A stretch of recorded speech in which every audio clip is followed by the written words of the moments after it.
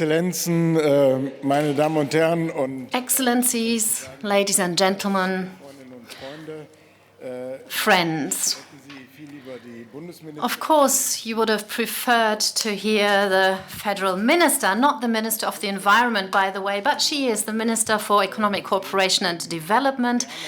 I am taking her place voluntarily, so I have the great pleasure today to be part of the energy transition family, and initially, if you allow, I would like to thank the colleagues from the Federal Foreign Office. It's really a great location here in the Weltsaal, and everything has been organized so professionally. I think we have every opportunity to network. Ladies and gentlemen, the Berlin Energy Transition Dialogue is, and I'm sure many people have mentioned it, is under the motto, is also affected by the IPCC report that was launched last week, and that showed the urgency for action. And it showed that the measures that have been taken so far to achieve the 1.5-degree target are not enough by far. The international community, all the stakeholders have to do more. That's the main message that came out of that report. Unfortunately, it's a little bit more complex still, because this is not only true for climate protection, but in 2015, when we made the historic Paris Agreement a few months earlier in New York, there was a similar agreement. I think that was almost more important, the agreement on the Agenda 2030 with the 17 Sustainable Development Goals, fighting against poverty and hunger, education, biodiversity, and health were all topics of that. Scientists are currently assessing where we are. We are halfway, so on the way to 2030. And scientists are evaluating where we are at the moment, and the result, even though it hasn't been published quite yet, will show that in all these 17 sustainability dimensions, we are off track. In some areas, we're even further back than in the area of climate protection. Well, with our measures that we have taken as an international community, we will not achieve the central promise of Paris, not to leave anyone behind. We promised leave no one behind, and we will leave millions of people behind if we will not become quicker in so many areas, and our policies nationally, regionally, or in terms of at the level of Europe, etc., need to be geared to the protection of global public goods. Besides regulation, closer cooperation, as we are doing that at the moment during the BETD, the topic of finance will play a big role.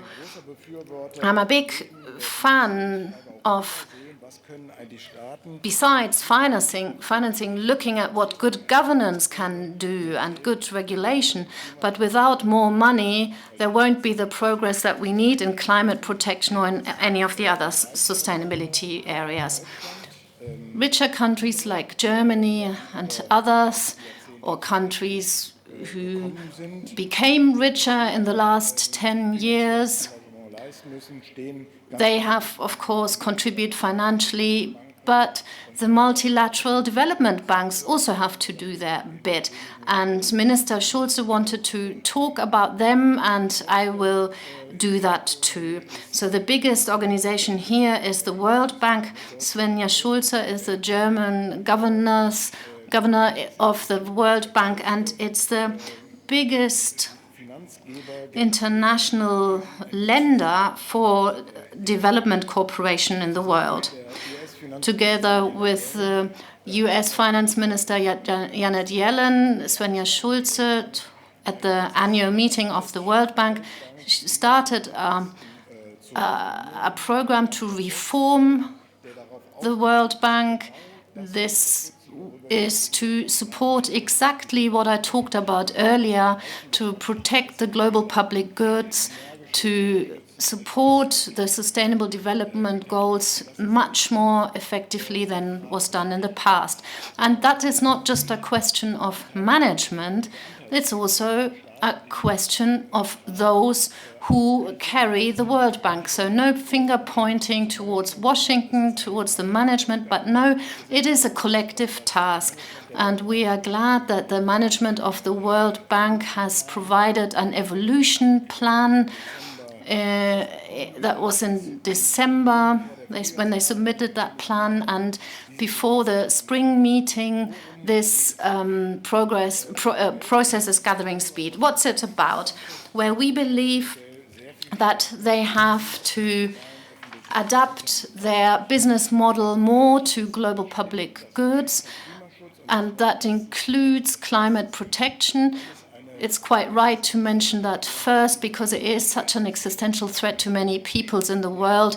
When climate change exceeds 1.5 degrees Celsius, if we look at the images from Pakistan, Malawi, or other countries, we see what is happening there. But there's also other things like biodiversity, clean water, the oceans. It is about health and pandemic preparedness. And one factor of great instability and great injustice is the big inequality in the world. And in the last 3 years, during the pandemic and now during the Russian war of aggression, this has become much more clear. Those who are richest in the world became even richer, and the poorest became even poorer. This is a destabilization, and we need to counter that by providing social security systems, and that is also a public good. When the World Bank awards loans in future, they need to look at positive and negative effects that impact beyond borders as well. So a measure that is happening within one country, and it's usually the countries that are taking out the loans, they need to consider what impact that has beyond the borders. And that will change the demand for loans if these loans can be offered in an affordable way. So if a country invests in energy transition, if they go out or go away from fossil fuels and invest into renewables, then they become more modern and more sustainable, and they will also develop or create more jobs beyond the energy transition. But it's important for other countries as well, because a contribution is made to the global public goods. If my friend from Brazil sits here in the audience, and if Brazil does more, for example, against deforestation of the rainforest, if President Lula announces that he wants to invest in the economy of standing forests, then I believe that that is something that Brazil will benefit from, because it makes the country better, it creates jobs. But the fact that the forest is not cut down, you do something for the whole global population as well. And the same things for Niger. If they invest in water management, then at least 8 neighboring countries will also benefit from those measures. So we also want to ensure that the World Bank invests more into political reforms. Let's take the example. Wind parks, for example, or solar parks can be supported in different countries via the World Bank, and that has been done a lot.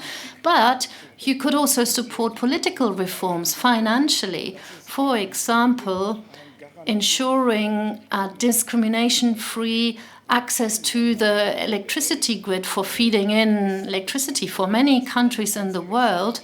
not a single cent from the World Bank, from Germany, from the United States or others are needed, then because then it becomes a business case.